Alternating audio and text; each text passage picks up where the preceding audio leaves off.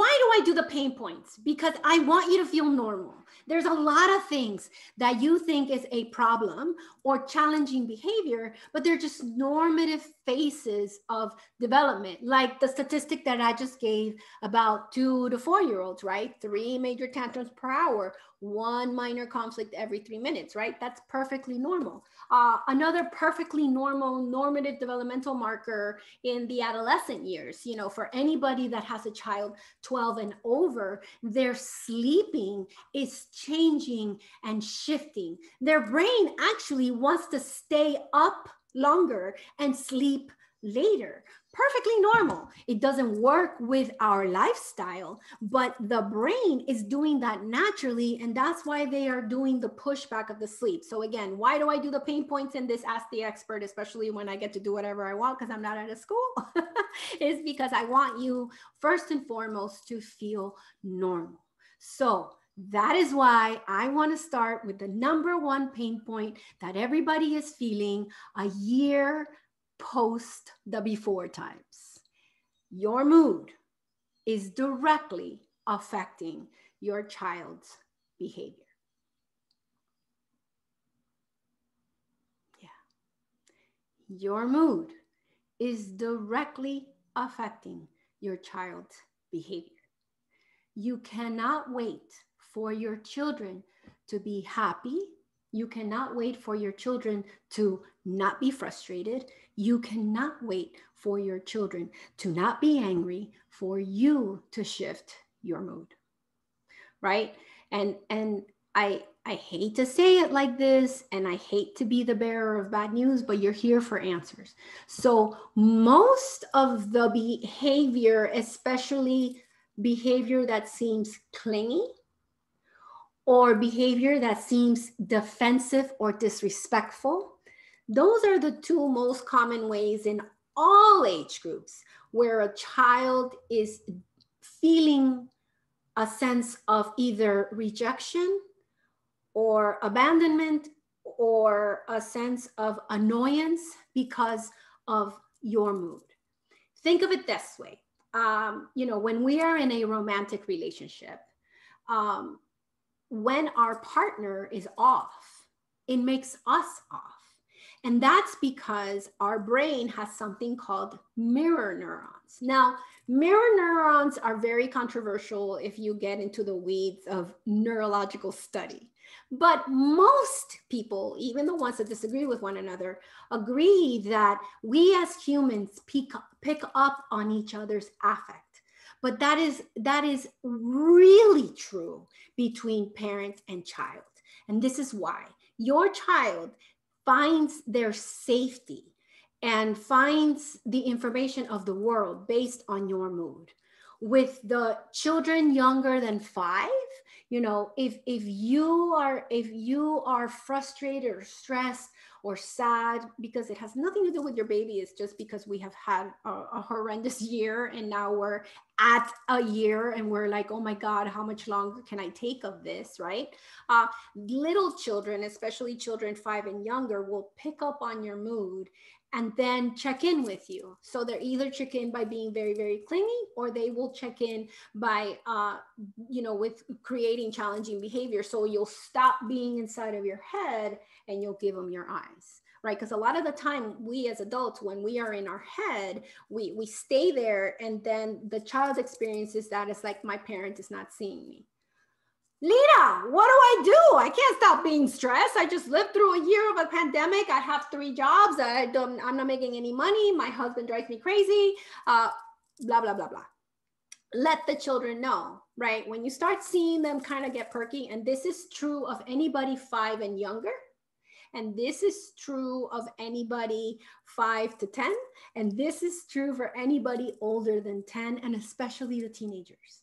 Hey, I'm having an off day for the teenager, for the little ones.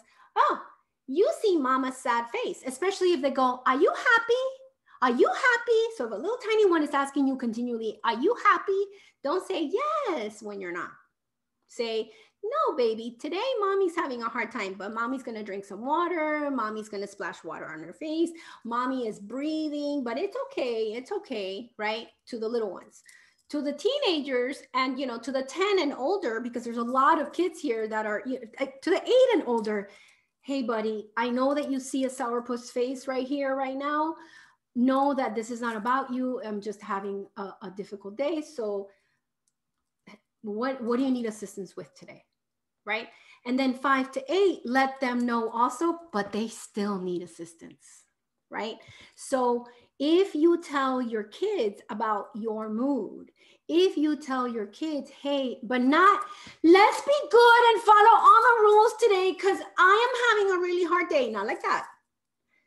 I'm having a hard day, so I'm going to move slower. So I'm going to be shorter, right? But don't make them responsible for your mood, right? But do tell them about it. And children 7 and younger, they need help, right? If you are telling your child to get ready for school and they're in 1st or 2nd grade and you don't check in every 10 minutes to see where they're at in the process, it's not their fault. They're not being irresponsible. They're not listening. They're just learning how to be responsible, and you getting upset with them is inappropriate developmentally. Right? So if everybody on this here call, you have children 7.5 and younger, and you're doing the morning routine of getting dressed to get out of the house, or you're doing the evening routine of like, brushing teeth and doing it, every 10 minutes, check in and be like, hey, what? Are you still playing with those Legos? And if you're having a bad day, say, oof, oh, it's so hard. Hold on, let me take a deep breath because I came in here and you're still not doing your thing. Hold on, let me calm down first because, mommy has been moody all day. So that's a way to manage it, right? But children 8 and older, I do expect them to be able to do their personal hygiene most of the time. Children between 8 and 12 may not do their personal hygiene well on bad days, right? On days where they wake up a little bit rough. And when they wake up a little bit rough, one more time, you can't go off kilter because your mood is off and you just want them to like suck it up, right? Settle yourself down and then go and be like, okay, you're having a really hard time getting ready today. What's up? Right? And that's for children 8 and older, right? You're having a harder time than usual. What's up? Right? And then say, and I'm having a rough day today too. And it's been, so I just had some coffee to get myself through getting myself ready to leave today or to get on the tele Zoom, whatever. So what do you need? Right? But know that they have off days just like us. And the children 8 and older, the ones that are not doing their personal hygiene 100% of the time, it's either because you didn't check in with them every 10 minutes when they were younger and they still don't know how to do it. They're still stealing time and playing. They're still not pushing down their need for pleasure. And so if you're at 8, 9, and 10 and you're telling me, but Lena, he still needs me to check in every 10 minutes, still check in every 10 minutes. But then if they've done it and then all of a sudden they're not doing it anymore, they're having a bad day. And it's important to check in on them. And if you're having a bad day, please let them know. So please, everybody, trick. When you're having a bad day, when you're completely stressed out, when you're completely burned out, you don't need to go to speak to a guru and go on a 3-week retreat, although that sounds delicious right now, probably for a lot of you. But I do want you to do a quick scan of your body to see where there's tension in your body before you say one word to that child, especially if they're screaming at you, especially if they're being disrespectful to you, especially if they're losing their mind. If you cannot speak to them calmly, do not speak at all. Why? This is a neurological thing. When a 3-year-old is having a tantrum, their brain is going, ah! When a 5 to 7-year-old is going, no, their brain is going, ah! When a 10 to 12-year-old is going, stop it, no, their brain is going like this. And when a 14 and older looks at you and goes like, enough, oh my God, you're so stupid, their brain is going like this. All of it is exactly the same. So if your brain meets them like this, then what's going to happen? How do you all feel right now? When they are doing this, it's a roaming phone. So it's best for you to walk in and go, whoa. To the 3-year-old, you're really frustrated, you don't want to eat. To the 5 to 12-year-old, wow, you're having a really hard time holding your impulses. To the 14-year-old, you're really disappointed, you don't like my rule. And then, not another word, breathe, look at the clock, and know that their brain is going to take approximately 9 minutes to calm down. 9 and under 3, 5 and under 8, 5 to 9 and 10 and above. And then meet them as calm as you can. And to do that, body scan. Look for your tension. Don't say a word until you can do it without screaming. Do that most times. I know that you're going to have a 70-30. I know that 70% of the time you're going to be able to do this if you get used to it. And again, this is you taking care of your mood so your children's behavior change. And 30% of the time you're going to lose your mind and you're going to meet them where they're at and everybody's going to be screaming. And when that happens, I still, when you're even if in the middle of the scream, you go, wait, I need to calm down. And you walk away and you drink water. I don't care what the age group is, as long as they're in their safe setting, that's better than screaming. And then your children can use you, and you starting to calm down. You're starting to calm down. They're doing this. Okay, so take that takeaway from me today. And I cannot tell you, I have been talking about this and finding specific strategies for all the families that I do parenting consultations with, and being specific about, their experience. Because, I'm saying this and you're like, yeah, but, and that yeah, but that you're telling me is more about your individualized experience. But the answer is still about, how do I calm myself down before I address the meltdown of my child? And how you do that depends on your individualized situation, but that's what needs to happen. But this has been the #1 topic in the majority of my parenting consultations. Okay, emotional intelligence and discipline. That's the other pain point, and it's attached to, the time of the year. All of us that work in early childhood or with children or with teens, the third quarter of the year is really, really difficult, nationwide. And primarily for those of you in public school, it's because of the standardized testing. And unfortunately, for some crazy reason, the Department of Education in most states decided to give the standardized test, which is bonkers to me. But there's tension at school in this third quarter. In the private schools, where you're like, Belina, that's not happening in the private schools. In the private schools, the third quarter, becomes a very, like, the time when everybody is aware of their academics, and the teachers themselves are aware of, like, did they get through their curriculum rubric? So know that this time of year is really, really tension. So why am I talking about emotional intelligence and discipline? Now, emotional intelligence is the ability to feel and label, tolerate, and recuperate from an emotion. And for a lot of children, when you set a boundary, they have an emotional response, right? And right now, for the older kids, and there's a lot of older kids in today, and you guys as parents represented, they're currently not being able to tolerate emotion because they feel the stressor from school. But this year is extra special because I don't think that a lot of them feel like they can do all of these standardized tests, and they can do all of this, like, third quarter, like, testing to finalize for the fourth quarter, because it's been a rough academic year. So be mindful of separating your boundary and their emotional response. And I want all of you to stop debating, no matter what the age group, if the emotional response to your boundary is appropriate. Emotions are not logical. They just happen. So when you set a boundary, you keep it. It's time to clean up so that we can have a bath, right? And that can upset most children under 7, right? it's time to put away everything and clean up this room and clean up your backpack, because it's the end of the day. That's will usually melt down an 8-year-old, right, and older, right? And then, hey, it's time to turn off the electronics, it's time to turn off the light, it's time to go to sleep.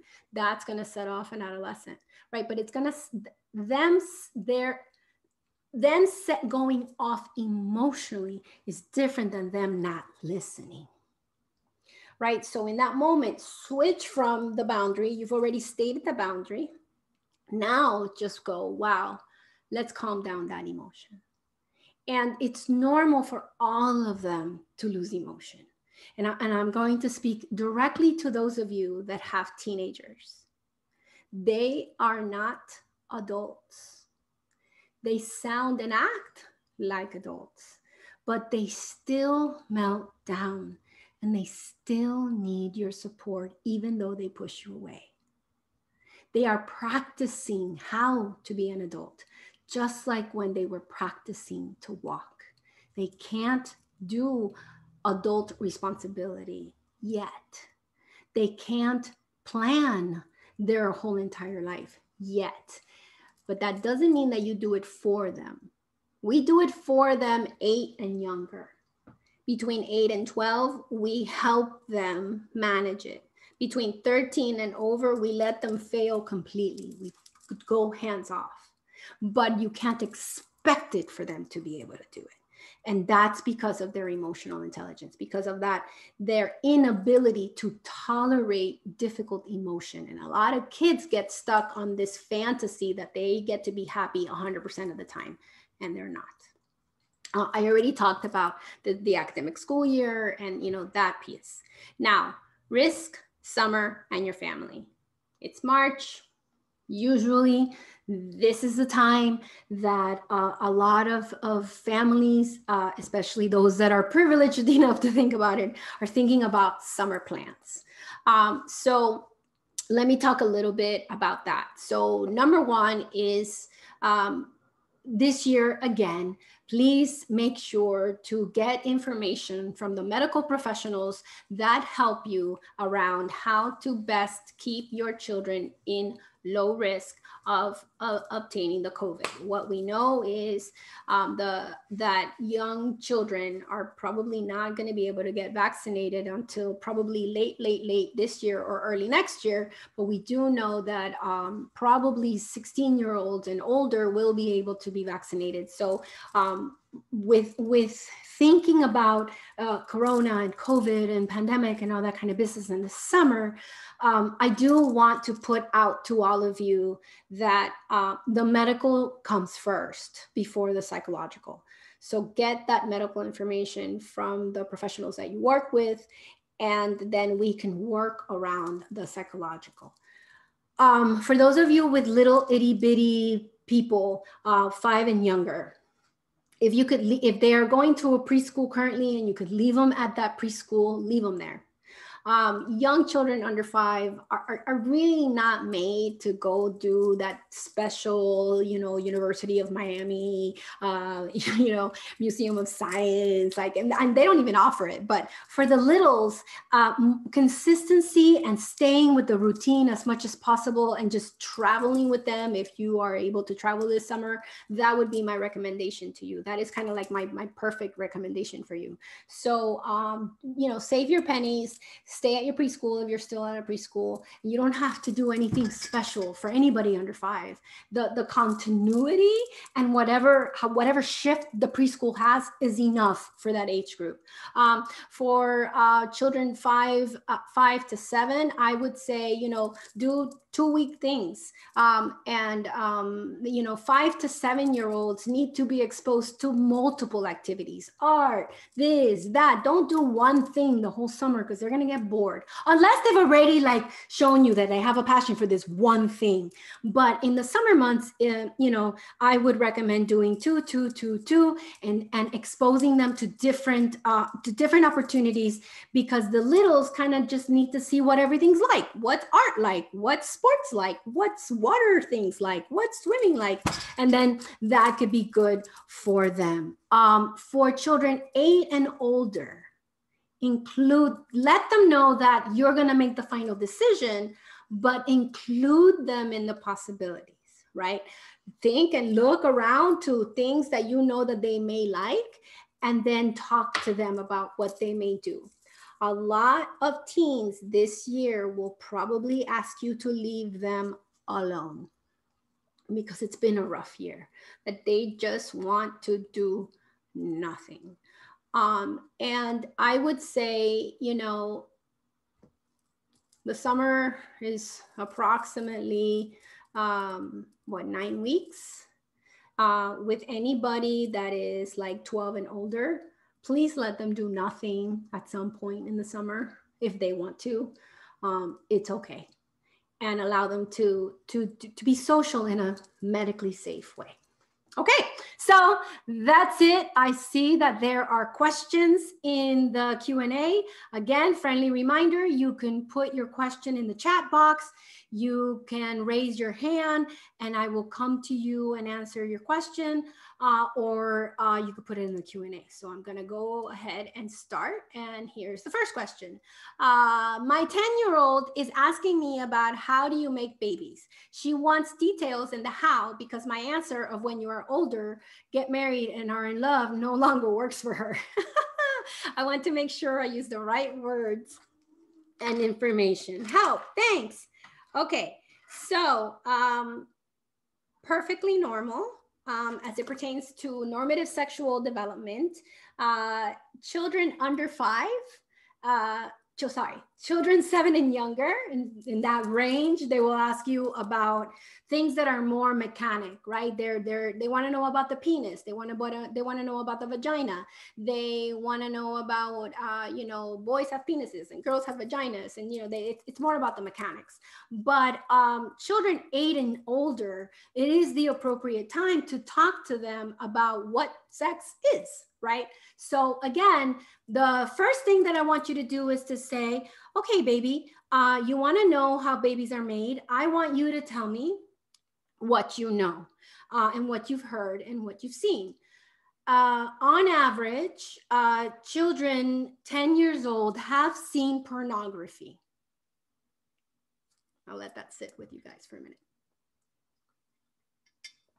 On average, if your child has access to the internet and they have a phone and they have an iPad, on average, statistically, most children have seen pornography. So there is and somebody if your child hasn't seen pornography, somebody in your child's life probably has seen pornography, and there is a super high possibility that they've heard something.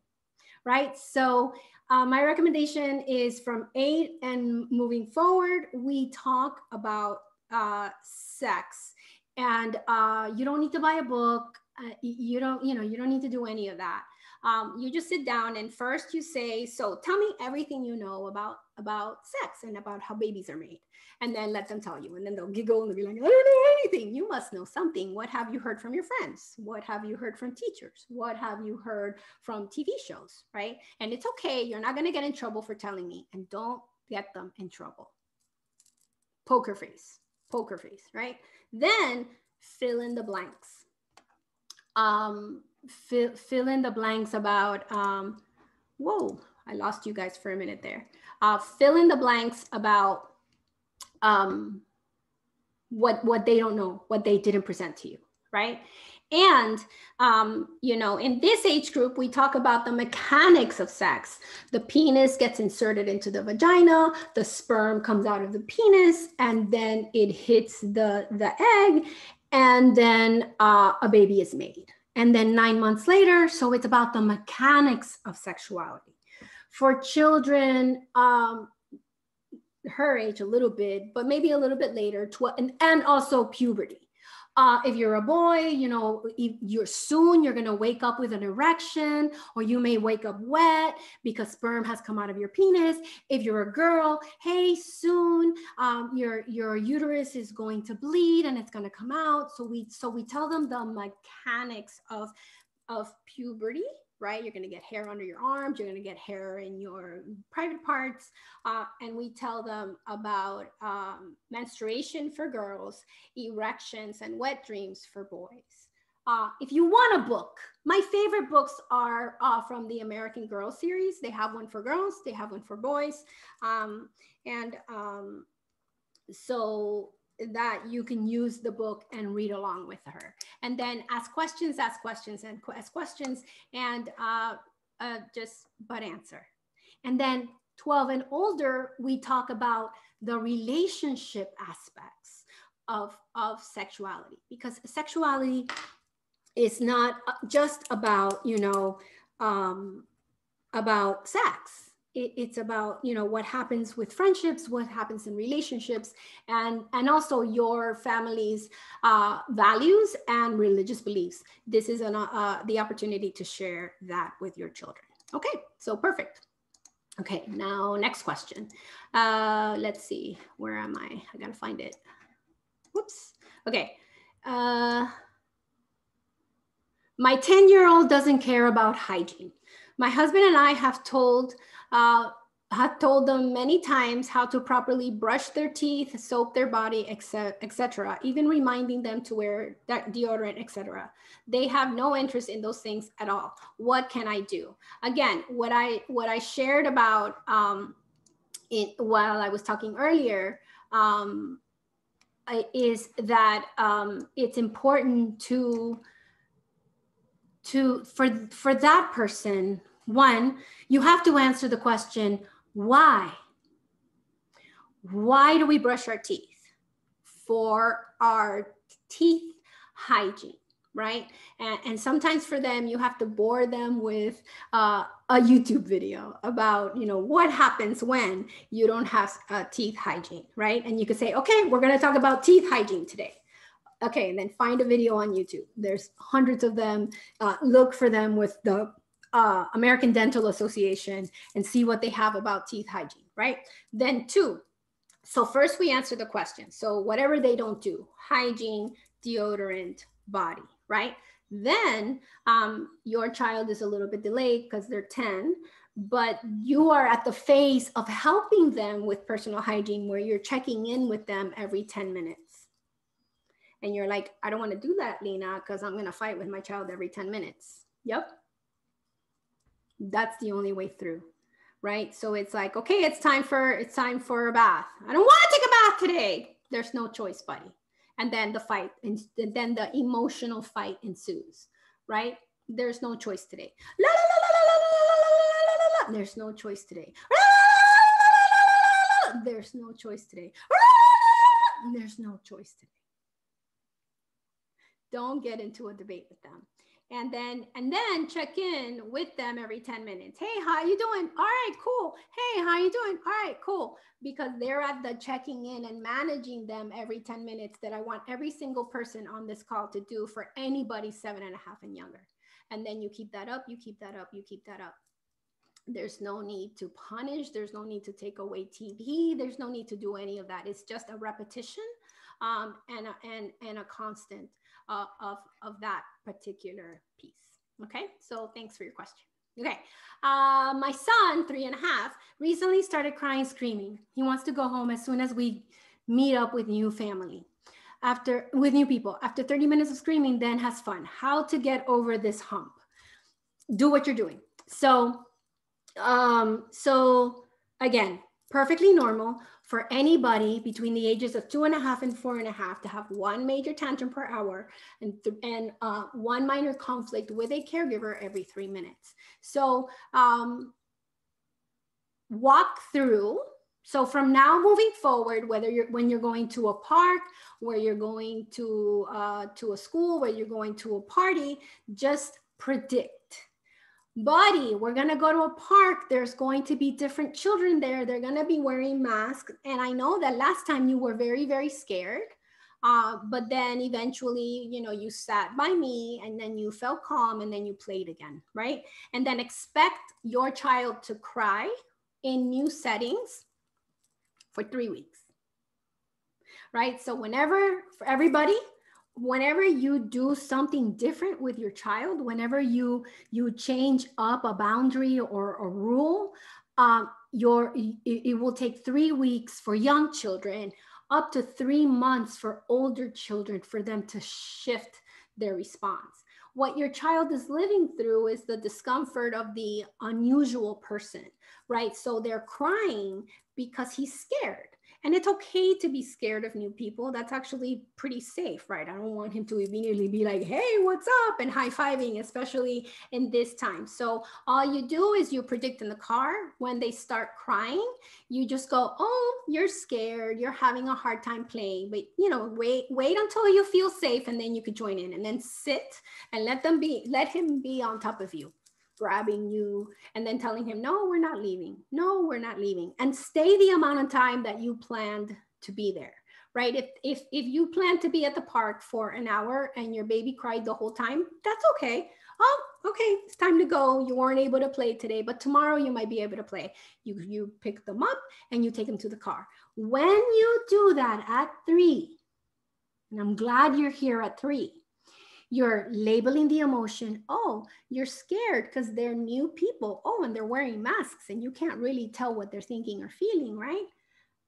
You're letting him cry, which means you're helping him tolerate, which is level number 2 of emotional intelligence. And you're waiting for him, and you're being there as the calm stance for him to understand, look, it's okay to be scared. It's okay to take some time to feel better, and then you can play. And that, my friend, is you helping him manage social anxiety, which is perfectly human and normal, and letting him know that there's nothing to be afraid of. If you pick him up and take him home, if you punish him, now social anxiety is dangerous.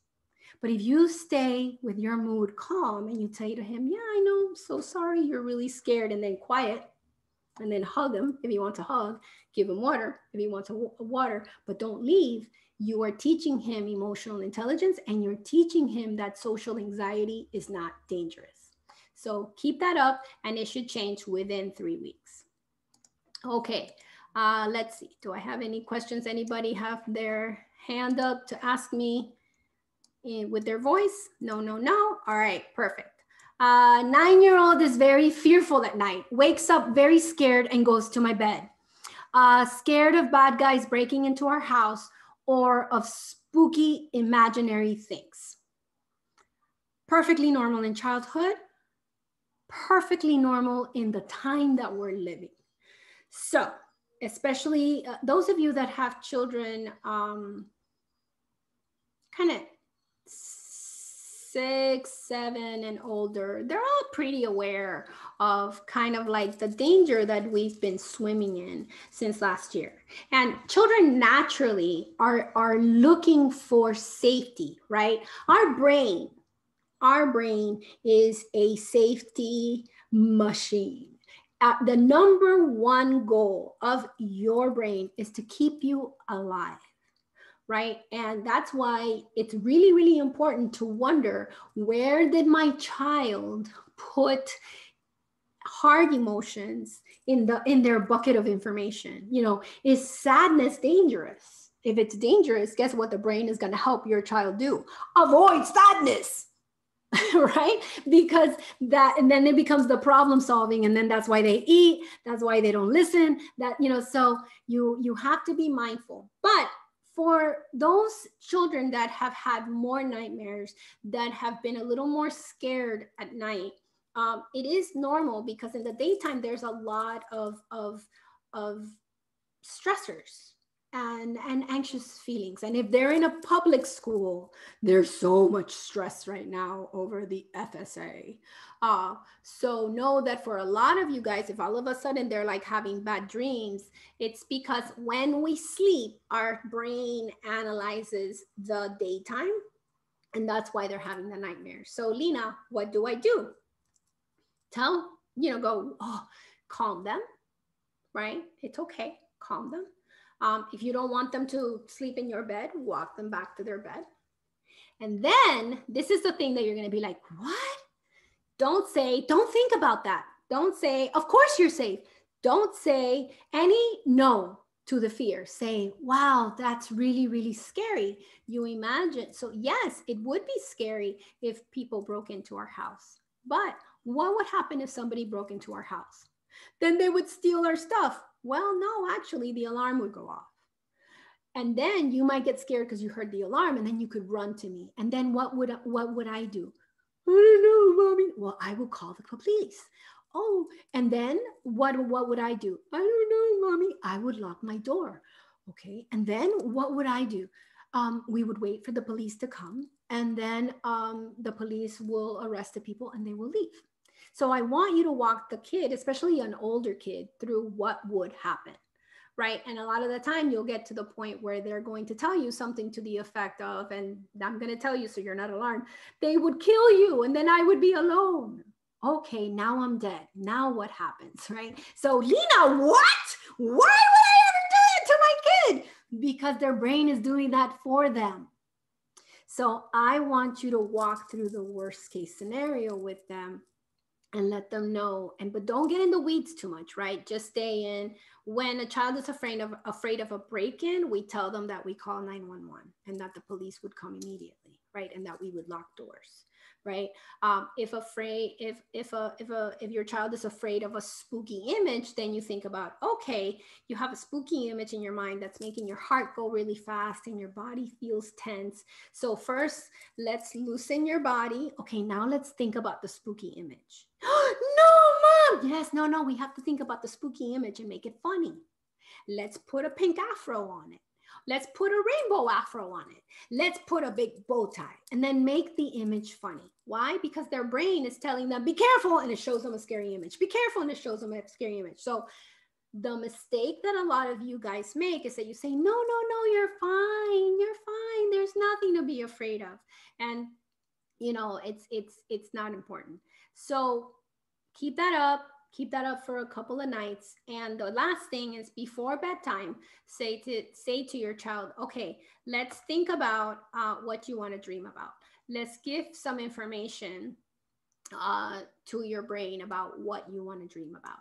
And then be like, what do you want to dream about? And then maybe he'll tell you, oh, I want to dream about Ninjago. And but then, and then just kind of, and that's a way to give information to the brain. Also, before bedtime, another thing that you can do so that the brain doesn't have to do it so often is to say to your child, to tell you their worries of the day. What was the worst worry of your day today? And maybe you could do that at dinner time or in the car, so that their brain doesn't have to figure it out in the evening. And if you say, what was your worst worry for today? And they say, I didn't have one, leave them alone. Okay, so just keep that up. Okay, perfect. Okay, next question.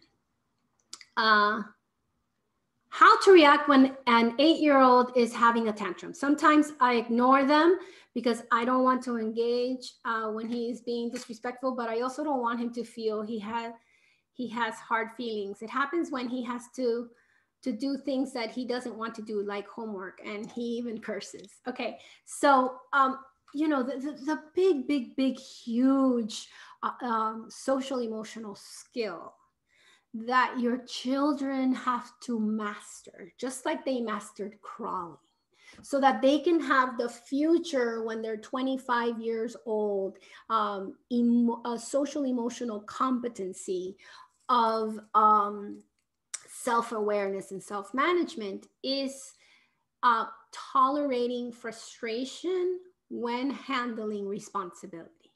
So homework is responsibility. Personal hygiene is a responsibility. And for all of them, the social emotional skill to master is frustration tolerance, right? So when your child is like, I can't do it, don't talk about the math homework. Don't talk about what's in front of you. Don't talk about the behavior. Talk about calming down the frustration, right? Because that's the skill that, if I can breathe through my frustration, take the amount of time I need to kind of be calm with my frustration, then I can do the responsibility. So when he is tantruming, all you have to say is this quick. Ready? And this works for 3-year-olds too, except 3-year-olds tantrum up to 20 minutes. Whoa, whoa, whoa, whoa. Whew. Homework. It's so hard. You feel so frustrated. Take a moment to calm down. Not another word. You don't have to walk away. You can sit there. And again, you're going to hear the spin of their brain telling you what frustration feels like. What's most important, and then, you know, wait, look at the clock, wait about 3 to 4 minutes, and then say, the most important thing right now is to calm your body. Where do you feel the frustration in your body? I don't feel it anywhere. Sometimes I feel it in my jaw. Let's go like this to your jaw. And then get into calming the body, but stop talking about the math homework. Stop talking about how they're going to feel better if they're done. And just deal with the emotion. And that should help. 3 weeks to 3 months. Keep that up, keep that up, keep that up, keep that up. All right. Okay. Have time for a couple more questions. And my 11-year-old wants to live stream her Minecraft game. Is this safe? Can we make it safe? No. My 11-year-old wants to play hide and seek with the entire earth. Is it safe, Lena? That's basically what you're asking me. So she can live stream with invited guests, right? So a lot, and that's what she's probably asking for, right? Your 11-year-old probably has heard that her friends are meeting online to play Roblox and to play Minecraft. So it's important to go into the Minecraft game, go into the live streaming mode, and make the play specific to specific people that can play with her, right? And then then the Minecraft becomes a play date.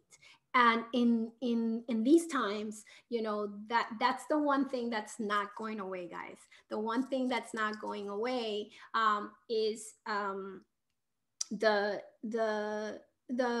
children playing online together. So get yourself some information. You can go to commonsensemedia.org, commonsensemedia.org, and ask safety with Minecraft. And a bunch of articles will come up and you'll be able to do it. Or ask your daughter, well, which one of your friends is playing Minecraft online? And then start asking the parents on how to do it. But there are safety parameters, and I would say she could play online with her friends only, not with the entire internet. Because there's all sorts of people in the entire internet. Okie dokie. So next question. Let's see. And let's see if we have anything in the chat. Let's see if anybody raised their hand. No raised hand. Okay.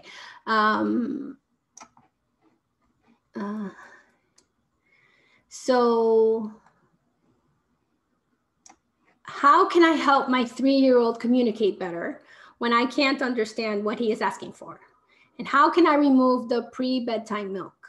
Both are always followed by intense tantrums if I don't give him what he wants. Okay, let me handle the easier part of the question. Transition the nighttime milk to water, and be okay with tantrums for 3 weeks in a row at bedtime. So I would also add, start bedtime 15 minutes earlier, so you can stay as calm as possible, because your baby, it doesn't, what they're fighting against is your beautiful routine, right? They don't want to change their routine, right? So offer water and expect a nighttime tantrum every night. Worst case scenario, 3 weeks. Best case scenario, 3 days, because that's an easy one for them to give up. And then just let them know, no milk today. We have water. Look at the clock, stay quiet, 20 minutes, not that big a deal. He will like be 20 minutes, right? It's okay if you're there and you're quiet and you have a waiting, loving stance for him to practice tolerating that frustration of not having the milk. Okay, and then and it's just it's a transitional fight. Stay consistent, stay consistent, stay consistent. Now, how can I help my 3-year-old communicate better when I can't understand what he is asking for? Again, I didn't understand. Look at the clock, 20 minutes. Let him settle and let him try again, but stop talking. So in both of these instances, stop talking. Wait for the explosion to have its wave to come back down to calm. And then, and if he's trying to say something to you and you don't understand him, you can say, use your finger, point. But if he's in the middle of a tantrum, you breathe. You start calming down. And then he'll be like, ah! And then keep that up, keep that up, keep that up. You know, it's very, very common for little tiny, 2 and 3-year-olds to get really, really upset because see, in here, they're talking in full paragraphs. But when they send that information to their mouth, the oral monstrosity of his mouth it's what is hurting, it's what hurts them because their tongue, the upper part of the mouth, the roof of the mouth, the jaw is not helping them speak, right? And expect the frustration, but remember, in this age group, it's about waiting out the tantrum, and it's okay if they're bloody screaming for 20 minutes.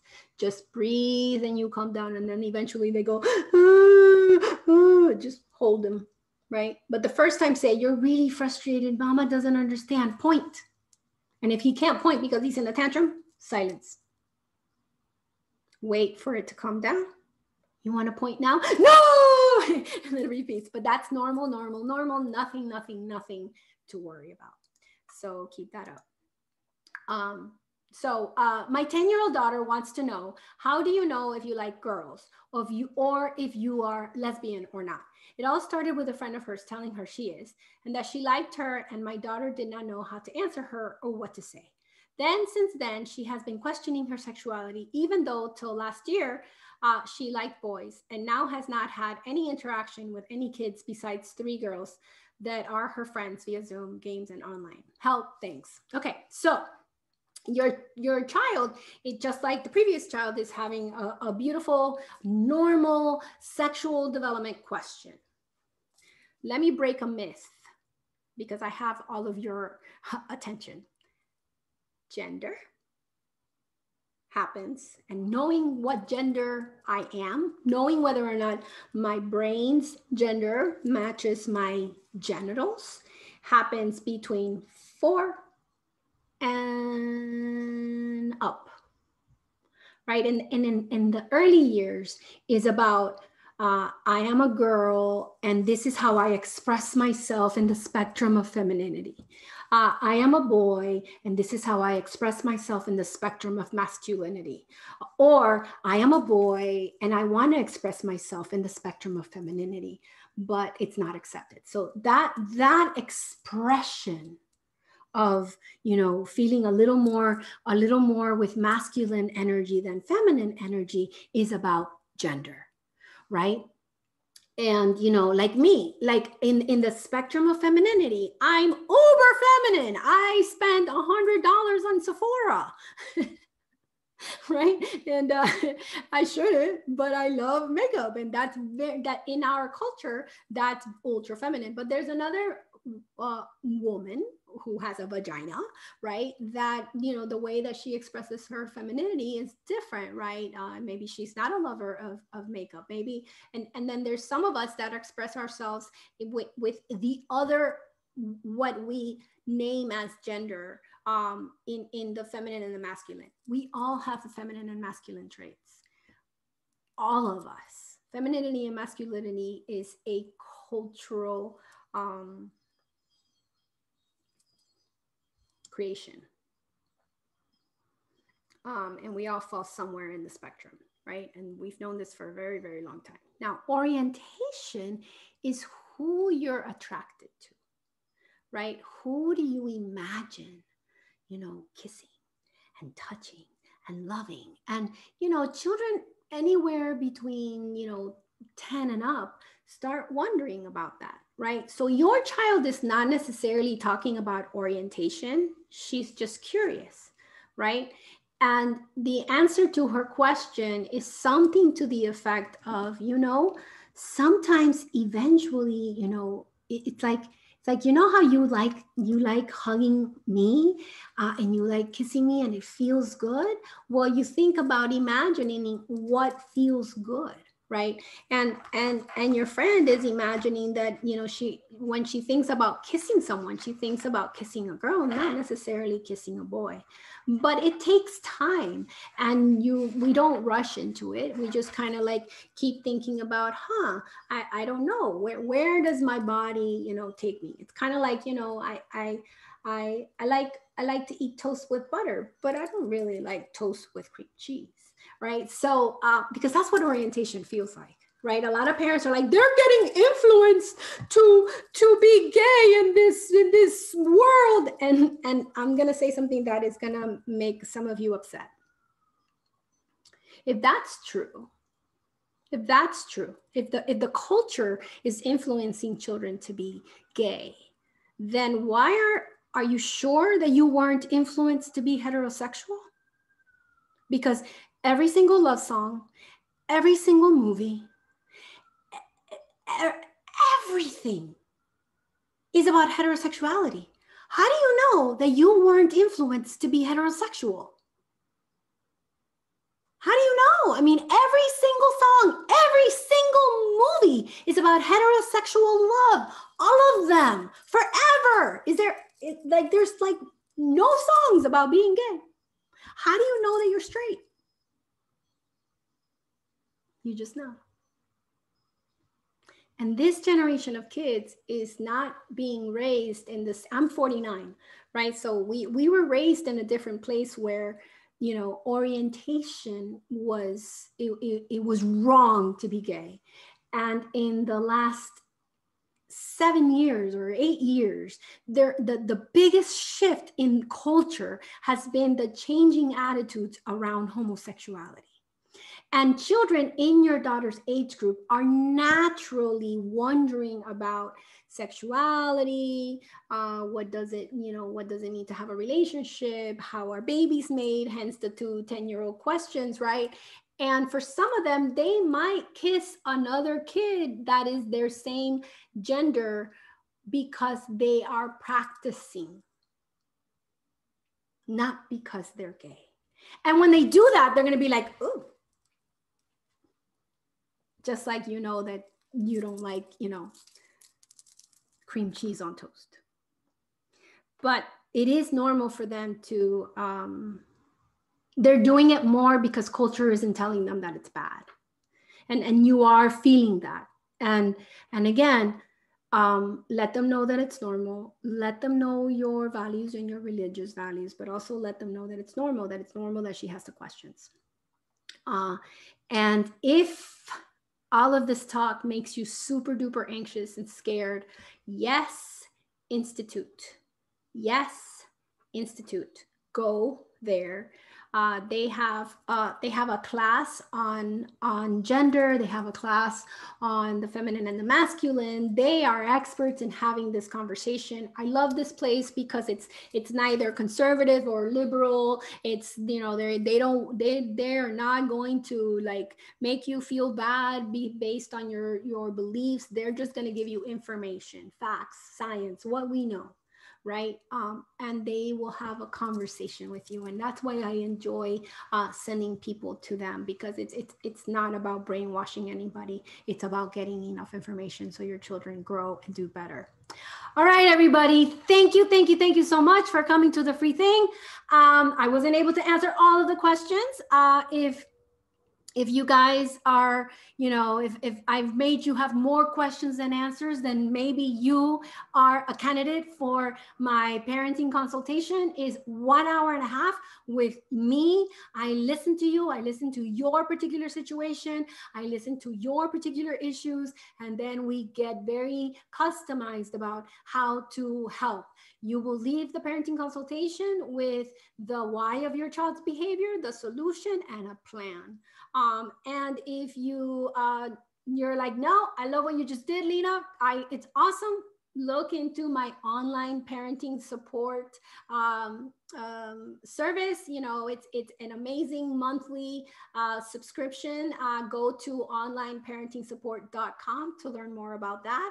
And if you're cool and you can wait till next month, I'll see you all next month in this free Ask the Expert. And of course, always, I'm on social media. I try to put good information out there. So on Instagram, I am at Parenting Expert. And when every Monday and every Wednesday, I put out like specific quotes on the Instagram for the center, which is at Stop Parenting Alone. So everybody, thank you. And I will see you next month. Bye.